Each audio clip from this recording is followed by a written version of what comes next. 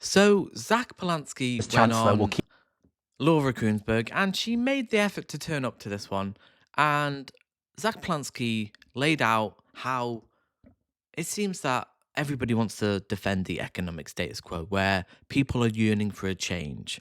We can't be beholden to special interests, the bond markets, and the people at the top. We need an economic alternative that favors the working people. It's that simple. Let's get straight into it. this administration that absolutely keep talking about tough choices, but they always seem to be tough choices for people out of work or working people who are working really hard while their wages aren't going up, but food prices are going up, for disabled people. When are we going to see tough choices for multimillionaires and billionaires? It's time to tax the rich. Well, let's then look at what's actually happened in terms of taxes. You want to increase taxes on wealth, but this is what's happened to income tax actually over the last few decades. So in the last 20 years, actually... Well, why not talk about the capital gains tax and other means of taxing assets? Why are you talking about income tax? See, they just don't want to talk about the real issues like income inequality and the wealthy who aren't paying their fair share. So why income tax? The lines are a bit wobbly, but what it shows us is actually people at the top 10%, their share of income tax paid has gone up about 10%, and it's actually gone down a little bit for middle and bottom earners. So just before we get into this debate, the fact is the Conservatives and then the Labour government have, broadly speaking, taxed the rich more and taxed other earners less. So this is about inequality. Not really, because the wealthy have earned more money in the last 40 years compared to the billionaires in the 80s compared to now. So that's not true, actually. In proportion to their wealth, they have way more wealth. We need to tax their wealth. See, for decades now, poor people have got poorer and rich people have got richer. It's important when I talk about millionaires and billionaires. If you go back, say, a million minutes, you get back to the beginning of 2023. Most people can probably remember what they were doing at the beginning of 2023. If you go back a billion minutes, you get to the Roman Empire. That's the difference in inequality in this country. So I'm talking about multimillionaires and billionaires paying their fair share. Now, it's important to say, people will say, does that raise enough? Is it just about raising revenue? That's not actually the point. Of course, the money is important. Well, the real point is about tackling inequality. Even that is abstract. Obviously, that does give a sense of the inequality.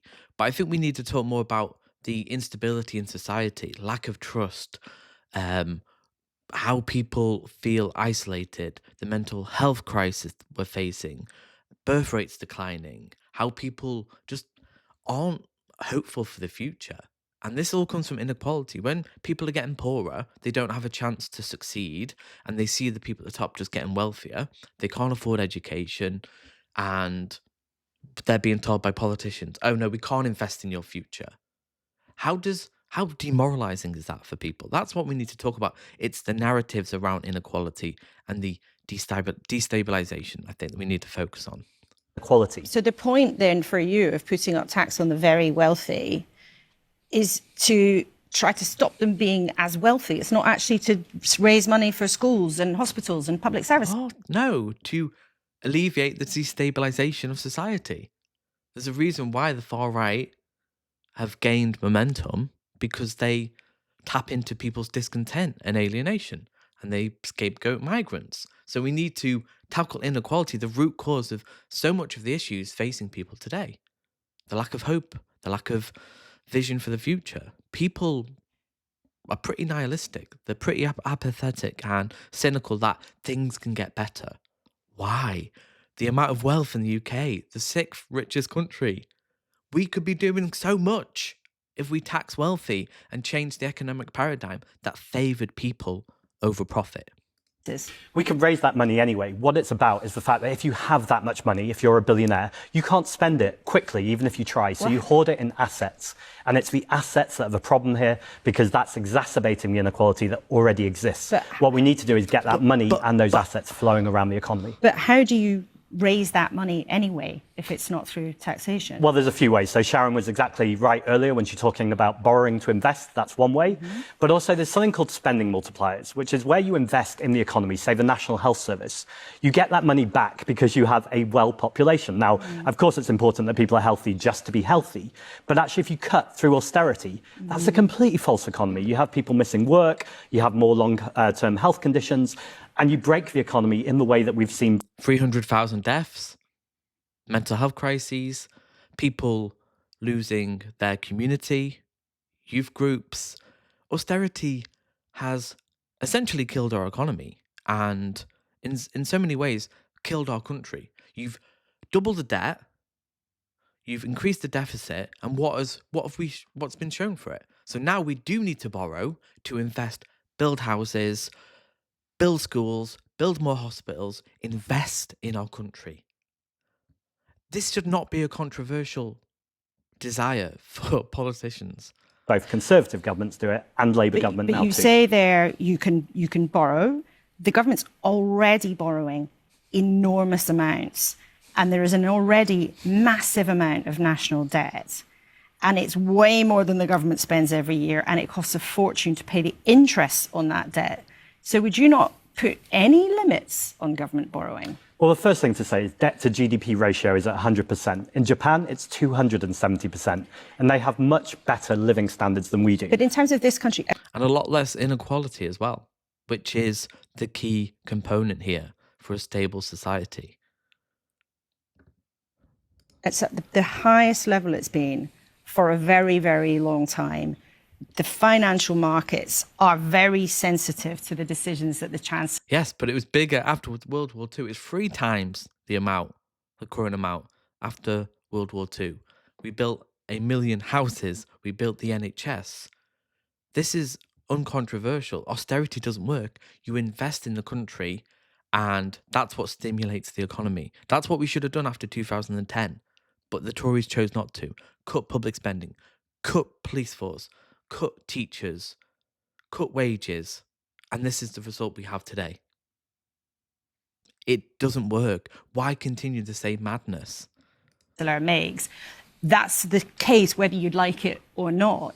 The UK's already got huge levels of debt. So are you suggesting that actually you'd be relaxed about the government borrowing much, much more? Well, I think Andy Burnham was really interesting recently when he said... Such an emotional narrative like, oh, well, we're borrowing, you just said we're borrowing more anyway. Maybe we just invest that money.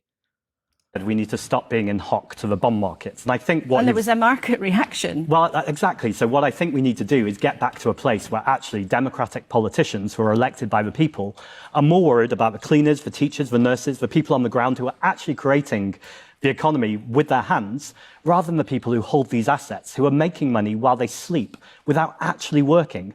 That's deeply problematic. Now, are the markets important? Of course, they play a role. But much more important is the trust of the public on the politicians that they democratically elect. And we've gone so far the other way. But the public didn't trust the government very much when Liz Truss completely freaked out the financial markets by promising billions of unfunded tax cuts. Again, you might not like it. Well, Liz Truss was an absolute disaster. But the real world that we're in right now, so patronising the real world we're in. Yeah, she wanted to cut taxes for the wealthy, which is what Farage wants to do as well. he actually celebrated Liz Truss's budget, mini budget that crashed the economy. We're not talking about cutting taxes for the wealthy. We're talking about investing in people. This should not be controversial. I want a completely different shape of economy. I think you do. Yes, absolutely. But the real world that we live in is... What does that mean, real world? We create the economy. It's not something you found under a rock. We have agency. This weird, like the idea that, oh no, we can't change it. We have to be beholden to the stock market, the bond market, and special interests. We can change this. We have agency. This is why people are sick of politics. They think, why vote? It's just going to be the same old shit. That this country owes trillions of pounds to the financial markets, and therefore decisions that politicians take Don't they have to take them into account? You Well, can't two wish things away there. the overdraft. So I'm definitely not going to defend Liz Truss. I don't think anyone should. But actually, you said it really well. She was borrowing for unfunded tax cuts. What I'm talking about is borrowing for capital, infrastructure and investment that essentially creates spending multipliers that comes back into the economy. Second, though, in terms of the borrowing, a lot of that borrowing is from the Bank of England. That's money we owe to ourselves. It's not borrowing or debt in any real sense. Also, it's a lot of foreign countries who want to have that debt because actually that's a good investment for them because we have a relatively stable currency. But before we get into, we could go down a really esoteric debate about economics. It is important, though, because it is important. Can I say one other thing on that, though, on the esotericism? Well, I want to ask you. A household economy is nothing like a national budget, and we really need to break that metaphor. And of course, it is not the same thing. But people You are implying that. Of course it isn't. But then, look at the government in terms of what they borrow and what they spend and how they raise money through But we our need to- tax. yes, and they're perpetuating that narrative. It's not the same. It's not the same. We can hold debt. Debt isn't necessarily a bad thing if you're investing in the future. I think we only paid off World War II like a couple of decades ago. I mean, it's just so emotional. It's so emotional. Break that metaphor because it's a completely different way of looking at the economy, But which is really important. I just want to get a specific Sure. answer to that question, though. Do you believe there ought to be any limit on the amount that the government borrows? Would you Yes. set? Yes. Absolutely. And where would you set it? It depends on how many resources you have in the economy and also people who are able to Like use. he's just gonna give you a number. 17 trillion. Like, come on. That resources. So you have to watch inflation, but that's not about how much you borrow. That's about the physical resources in a space. Once that's run out, then you're in a problem. But we're in a problem anyway because we face a climate crisis and an ecological emergency. And so we have literal physical barriers to the amount that we should be producing. Okay. We know that you are. Yeah, we don't talk about climate change and real issues. We just like to talk about immigration and buy into reform narrative. Why are you talking about inequality and infrastructure spending? Come on, Zach. Are no fan of the Defence Alliance, NATO. You talked about that last time you were here, and you argue for peace wherever possible instead. Should you Is that meant to be a gotcha? Oh, you bloody argue for peace instead of murder and war and stuff. Like, they're always trying to... Ukraine consider making concessions to bring an end to a terrible conflict? Well, that's ultimately up to the Ukrainians and Zelensky. I think it's important our country stands in solidarity with the Ukrainians and also says that they should have a negotiated settlement and a sustained settlement. I think it's deeply problematic that Donald Trump seems to be bulldozing this whole settlement in the same way that he tried to in Gaza and Palestine. I think ultimately we need to make sure that we have people who are talking about peace and diplomacy at the table.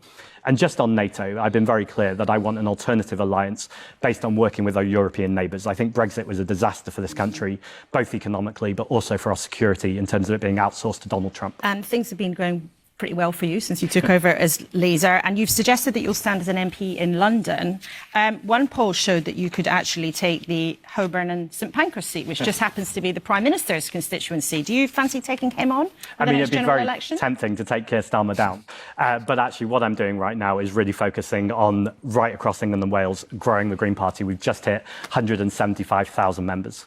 But you are tempted to take him on, that's what you said. I mean, I'm tempted to take on any Labour MP that's a disaster and ultimately replace them with a better MP who will stand for people and planet rather than vested interests. OK, Zack Polanski, leader of the Green Party in England Thanks and so Wales. much. Thanks very much. To know that this Chancellor And that's what we're up against. timidity in This calling out bill Donald Trump when he talks this about turning narrative Gaza into of we can't invest in our own country.